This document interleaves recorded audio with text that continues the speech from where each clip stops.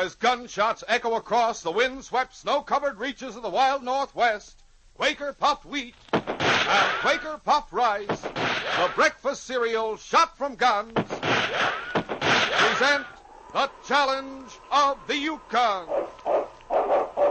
It's Yukon King, swiftest and strongest lead dog of the Northwest, blazing the trail for Sergeant Preston of the Northwest Mounted Police in his relentless pursuit of lawbreakers. On King, on, you huskies! Gold discovered in the Yukon. A stampede to the Klondike in the wild race for riches. Back to the days of the gold rush. With Quaker Puffed Wheat and Quaker Puffed Rice, bringing you the adventures of Sergeant Preston and his wonder dog, Yukon King, as they meet the challenge of the Yukon.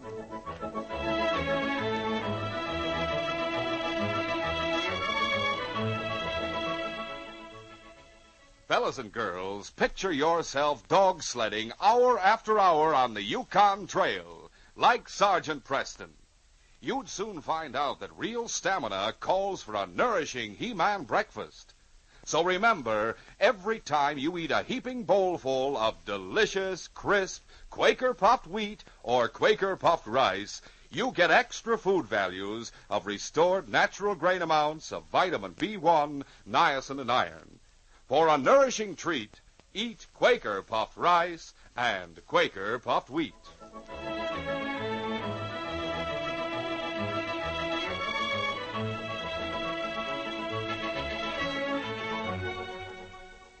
Jeremy Ward operated a freight line between Whitehorse and Dawson.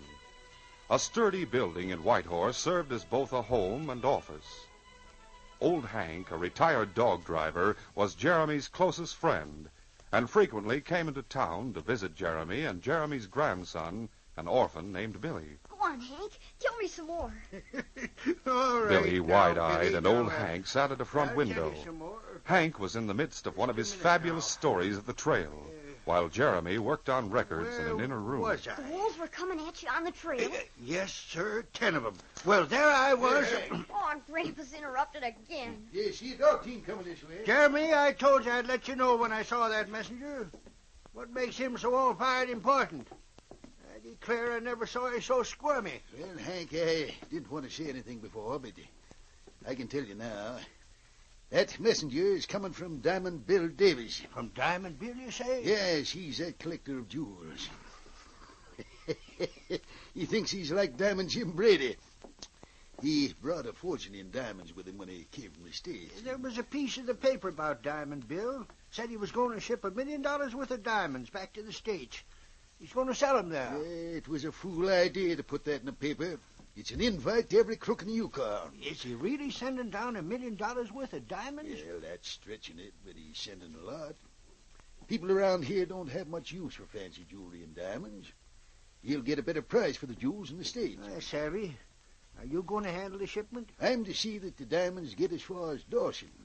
After that, it's up to the steamship company. Those diamonds would make a big haul for Cook. And that's why the shipping plans are mighty secret. No one knows how the diamonds are going to be sent to Dawson or when. Not even me. You don't know? Nope. The man I'm expecting from Mr. Davis will bring word about when and how we handle the cargo. Now, you keep watching out that window, Hank.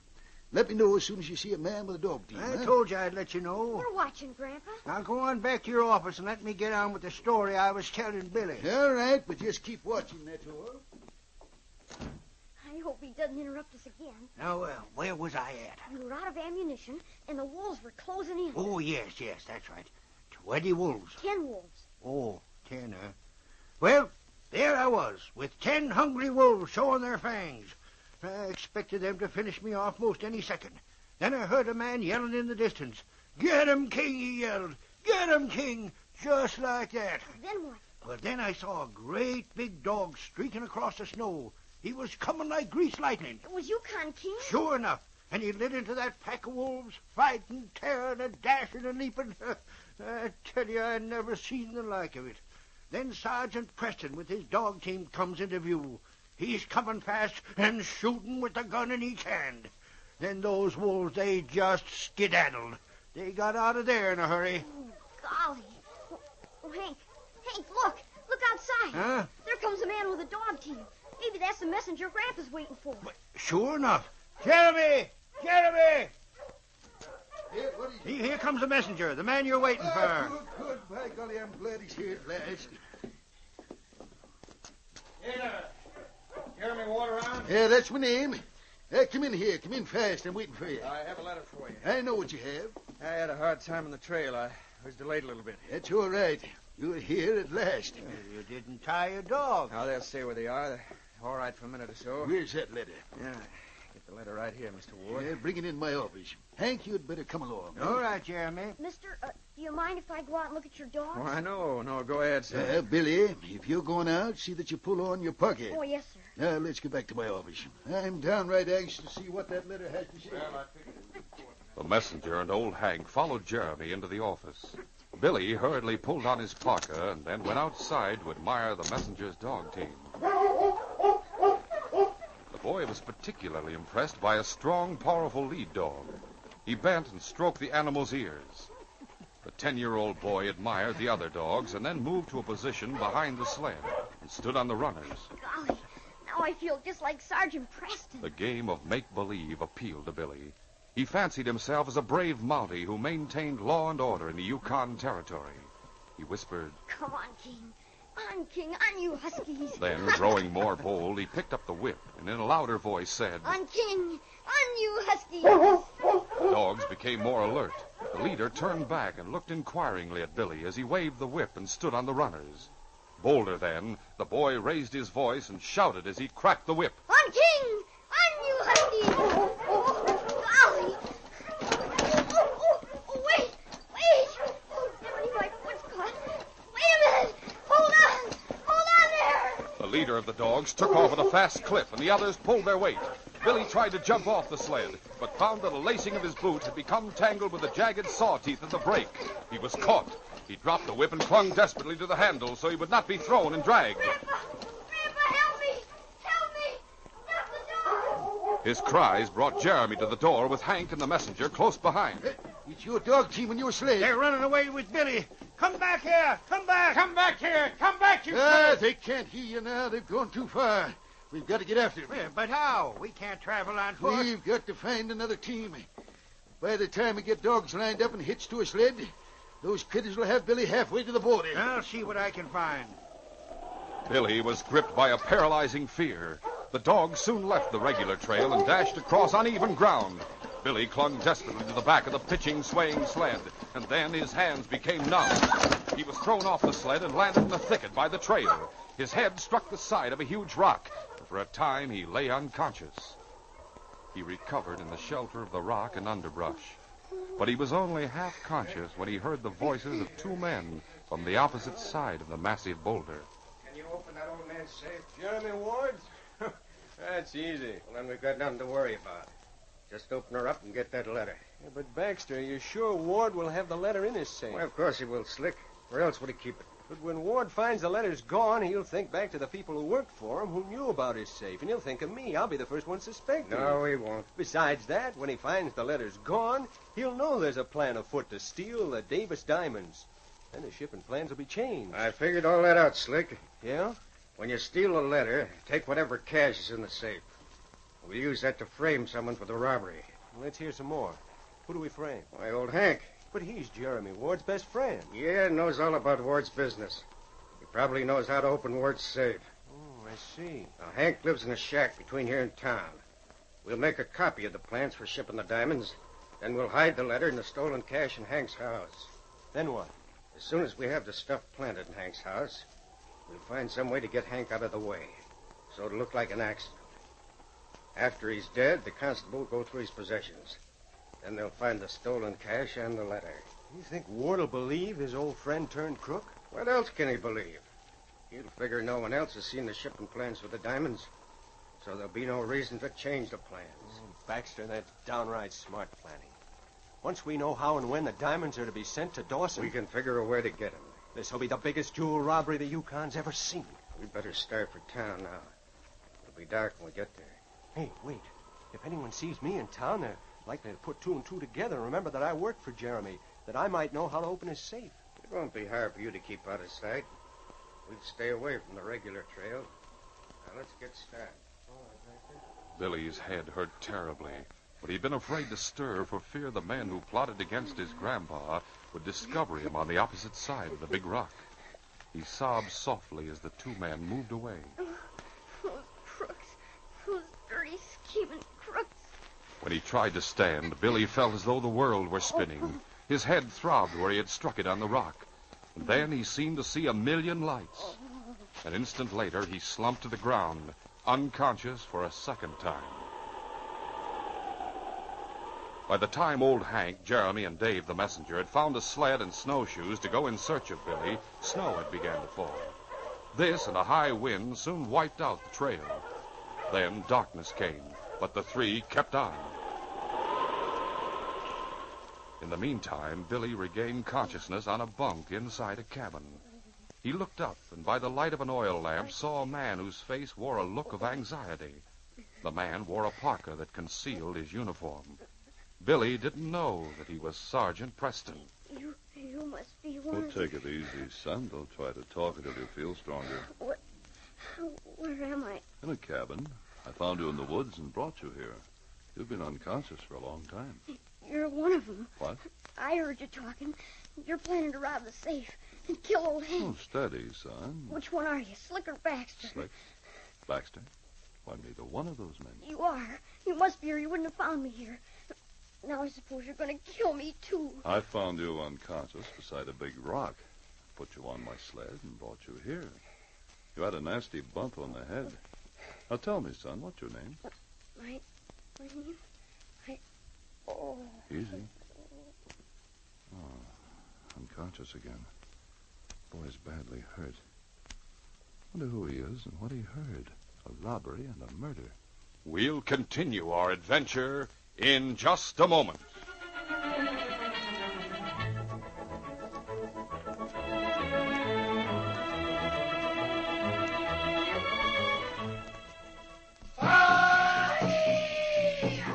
Say, what's up? Who's on the warpath? Oh, Warpath. Me, Barry Hatchet. Well, what goes on? Me now, Big Chief. Make celebration. Oh, I see. Congratulations are in order. And say, I have something I'd like to give you because it's just what a big chief ought to have for breakfast every morning. Must be special big for Big Chief. Oh, it is. Everything about Quaker puffed wheat and Quaker puffed rice is big.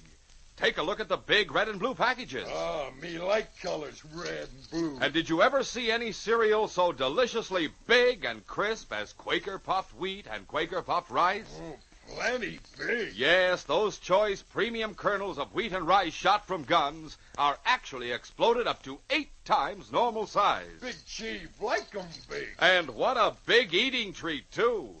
They're shot from guns to make 'em crisp and tender, bigger and better tasting. There's bang-up nut-like flavor in every big, luscious mouthful. Me want heap big bowlful now. Coming up, Big Chief. Quaker puffed wheat and Quaker puffed rice are ready to serve. We just top 'em with milk or cream and fruit, and then go to it.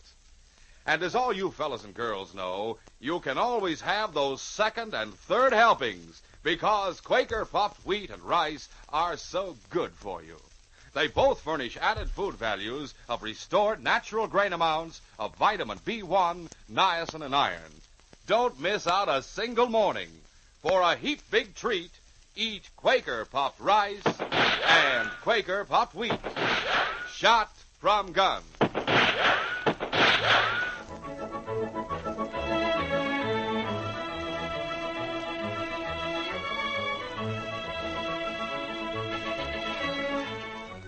Now to continue.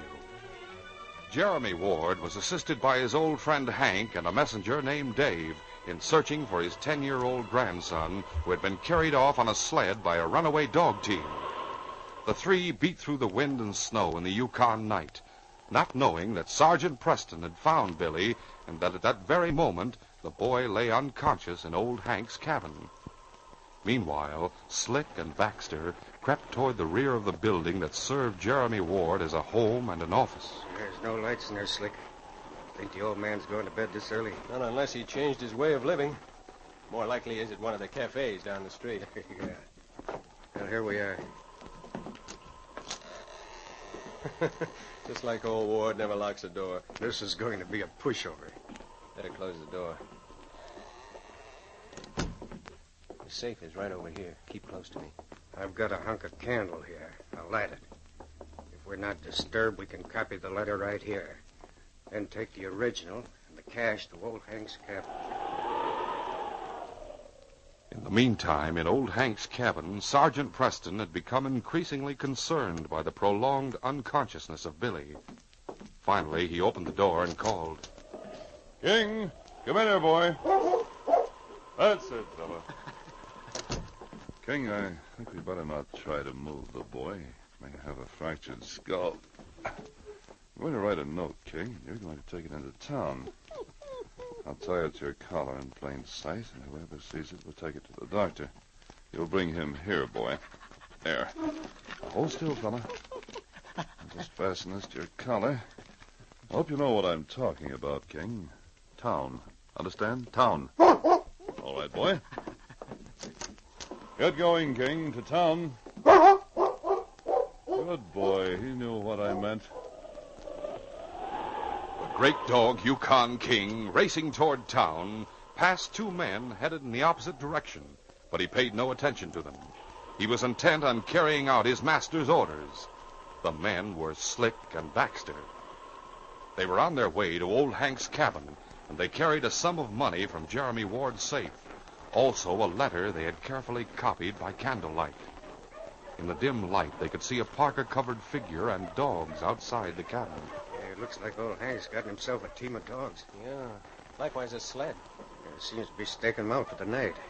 That takes care of one thing I was worried about. Yeah, what's that? I was afraid Hank might have an alibi. It wouldn't do to try to frame him for something that happened this evening if he was spending the time with Jeremy Ward. We needn't worry about that now. There he goes inside. Should we stay back until he puts out the light? Or go and jump him now? I don't hanker to waste any time. We'll go and jump him now. Sergeant Preston had been outside attending to the dogs. Before he removed his parka, he crossed the dimly lit room and bent over the bunk to examine the boy. He found Billy's pulse more regular and his breathing more natural. Then Billy's eyelids fluttered and his lips moved slowly. Sergeant Preston bent low, straining to catch any word the boy might utter. He was so intent that he didn't hear the barely perceptible sound of the door opening. When he noticed a draft of wind, he started to turn. Then the door flew wide and two men leaped across the room. Get him, Slick, right. The barrel of Slick's gun came down on Sergeant Preston's head with stunning force. Yeah, that did it. Hey, Baxter, look. That's not old Hank. Huh? Sure enough. I'll get this parka open. We'll see who it is. And look there. There's a kid on the bunk. You sure this is the right cabin? You sure Hank hasn't moved? Great Scott. Huh? Look. Look what's beneath the parka. A redcoat. Baxter, it's a Mountie. And look who it is. Sergeant Preston. This is a fine kettle of fish. Now what do we do? I'll see if he's alive. I didn't hit him hard enough to kill. Besides, the hood of the parka took up some of the blow. He's alive, all right. Baxter, what's he doing here? And who's that kid on the bunk? How do I know? The point is, the Mountie is here, and we slugged him. How are we going to account for that? I don't know. But we better tie him before he comes to. Yeah, well, there's some rope. I'll cut off a hunk. After that crack I gave him, he'll be out for a long time. But I'll tie his wrists together just the same. Hey, close that door. Right. Now, here's the rope. Leave him face up so we can see if he comes to. Be sure you take his gun. I'll see about the kid on the bunk. What's the matter with him, Baxter? Is he sleeping? Now he's awake and looking at us. Get away from me, you crook. Who is this kid? Do you know Slick? I think he's Ward's grandson. I heard some talk about him before I got fired. His folks died in the States, and he was to come up and live with Jeremy. Is that right, kid? Yes, that's right. And if you think you can get away with robbing my grandfather and murdering old Hank... What's that? I heard you talking about it. I know what you're going to do. What do you mean you heard us talking about it? How could you overhear? I did hear you. I was right behind the rock. You must be mistaken, kid. Maybe you misunderstood something that was said. I'm not mistaken. You want to steal some diamonds, but you had to find out how they were being shipped. You had to get a letter from Grandpa's safe so you'd know where to steal them. Well, you don't say. You were going to steal some money, and you said you'd plant it in Hank's house, so Hank would get the blame. What are you doing here in Hank's house? Is this Hank's? I said, what are you doing here? I don't know how I got here. I guess that man brought me. Sergeant Preston? Oh, golly. Is that Sergeant Preston? Listen, Baxter, we've got no choice. The kid knows too much. I'm gonna Get back there in that bunk. Oh. You're not getting up. Oh, this blows all our plans sky high. Did you get that Mounty's hands tied tight? Sure thing. Here's a hunk of rope. You better tie the kid while we decide what we're going to do. That's a good idea. No. You shut up. Sergeant Preston had regained his senses to find that his hands were tied together at the wrists. He had remained limp with his eyes closed, feigning unconsciousness in the hope of learning the reason for the sudden attack. His hopes had been fulfilled when Billy told the outlaws what he knew. Now he struggled at the rope, straining, trying to get his hands free. He raged inwardly at the thought of Billy being roughly handled and tied in his injured condition. His anger added to his strength, but not enough to stretch or break the stout cord. I thought it over, Slick. The Mounty and the kid have got to die. Killing a Mountie is bad business. Preston came here of his own accord. He's the one who lit that candle. The shack is dry enough to burn like tinder. All we've got to do is drop the candle in the box of kindling wood. No, you can't do that. Do you think you could stop us? You'll hang. You'll hang if you do anything like that. We'll take that chance. Put the Mounty on that other bunk, so it'll look like he was sleeping when the place caught fire. You take his feet, and I'll take his shoulders. Maybe after the fire is out, there'll be evidence to show that his hands were tied. What do we do about that? I'll take care of that. As soon as the fire is going, we'll give him an extra rap on the head. Take the rope off his wrist. What about the kid? The same. Come on, get his feet. Yeah. Sergeant Preston remained limp as he was lifted off the floor, but his mind was racing madly. He knew that any break he made would have to come before the next blow on the head sent him back into oblivion. Put him right on his back so he can cut the rope that holds his wrist. Right. Slick was bent over the foot of the bunk as he lowered the Mountie. Then Preston acted with lightning speed. He drew up his knees and shot both feet out. His boot heels cracked against Slick's chin with stunning force. Slick's head snapped back. He staggered and fell. Baxter was wide-eyed with surprise. Before he could go for his gun, Preston rolled off the bunk, landing cat-like on his hands and feet. He leaped from the crouch and charged. The Mountie's head caught Baxter in the pit of his stomach and drove him back against the wall. Then Preston brought up both fists tied together. The uppercut was short but full of force. Take it! That's it, Sergeant Preston. You got him. I'll kill you for that. You'd have killed me for less if you could. Baxter brought up his gun. The Mountie's hands came down with a chopping stroke to the wrist. Slick had been stunned but momentarily. When he showed signs of recovery and began fumbling for his gun, Billy shrilled a warning. Behind you, the other one. Preston dropped to the floor, scooped up Baxter's gun, and fired. The bullet caught Slick in the wrist just as his gun cleared the holster. That does it. Hold it, Baxter. Freeze. I'm hit. You shot me. Are you surprised? Stand right where you are, Baxter, and keep your hands above the shoulders. You were playing possum. It's a good game, properly played. I'm hurt, I tell you. Not seriously. I hear a dog. That's King, Billy. I sent him for a doctor. Get over there, Baxter, beside your friend. Come on in. That's King.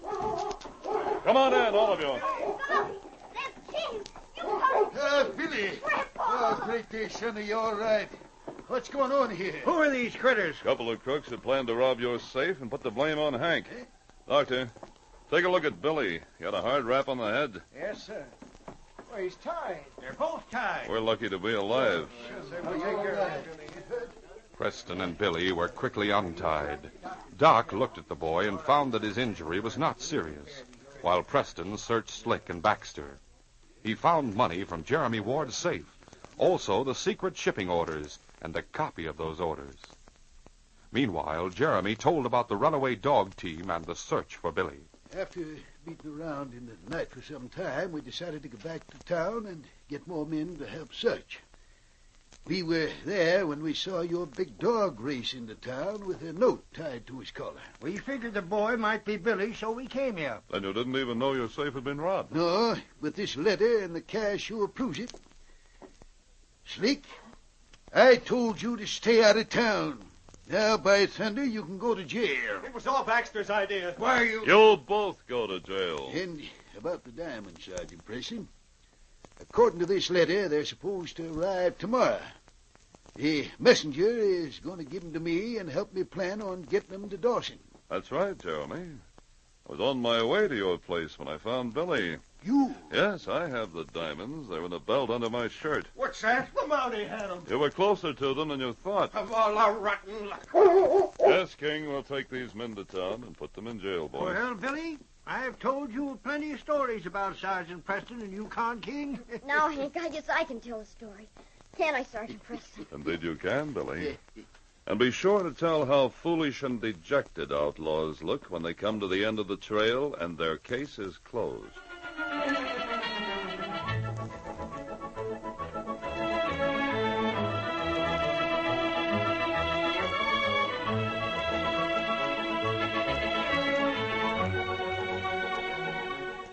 In just a moment, Sergeant Preston will give you a preview of Friday's adventure. Say, fellas and girls, are you building the exciting Yukon Trail at your house? Well, hurry! The Sergeant Preston Yukon Trail cutout models come with 8 different packages of delicious, nourishing Quaker puffed wheat and Quaker puffed rice. You'll want the complete set, so you'll have all 59 of these larger, easier-to-build models. Just go to your grocer's. There's no waiting, no box tops, no coupons. It's thrilling to have models of the very places that you hear about in these danger-packed adventures of Sergeant Preston and King. You get models of the Northwest Mounted Police Headquarters, a lumber camp, mining camp, the White Horse Hotel, General Store, and jail. You get dog sleds, teams of huskies, all kinds of Yukon animals. You get the Yukon Queen riverboat with a paddle that actually turns. These models are so amazingly different. You even get scenery and the interiors of buildings. So build your complete Yukon Trail from Whitehorse to Dawson City right away. Get them at your grocer's now. They come only with the big red and blue packages of delicious, nourishing Quaker puffed wheat and Quaker puffed rice. Yes, the original, crisp, fresh, shot from gun cereal that is never sold in bags or bulk. Listen Friday when Sergeant Preston and Yukon King meet the challenge of the Yukon in the case of the man who fled. A fugitive from justice who had come to the Yukon under a false identity. A sinister blackmailer who met a well-deserved fate, and a name scrawled on the wall. Those were the clues I had to work with. They led me to the solution of the murder case, but when I found the guilty party, I also found myself facing a loaded 6-gun. Be sure to hear this exciting adventure Friday. These radio dramas, a feature of the Challenge of the Yukon Incorporated, are created by George W. Trendle, produced by Trendle Campbell Enterprises, and directed by Fred Flowerday. Today's adventure was written by Fran Stryker. The part of Sergeant Preston is played by Paul Sutton. They are brought to you every Monday, Wednesday, and Friday at this same time by Quaker puffed wheat and Quaker puffed rice. The breakfast cereal shot from guns.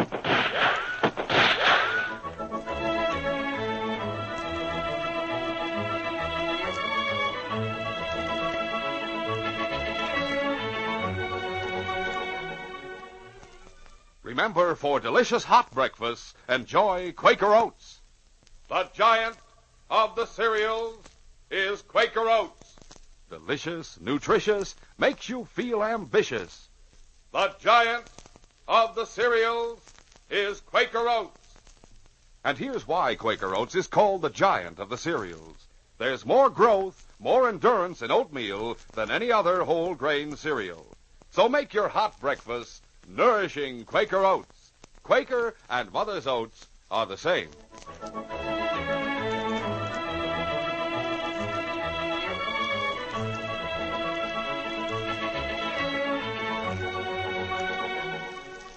This is J. Michael wishing you goodbye, good luck, and good health from Quaker puffed wheat and Quaker puffed rice. So long. This is ABC, the American Broadcasting Company.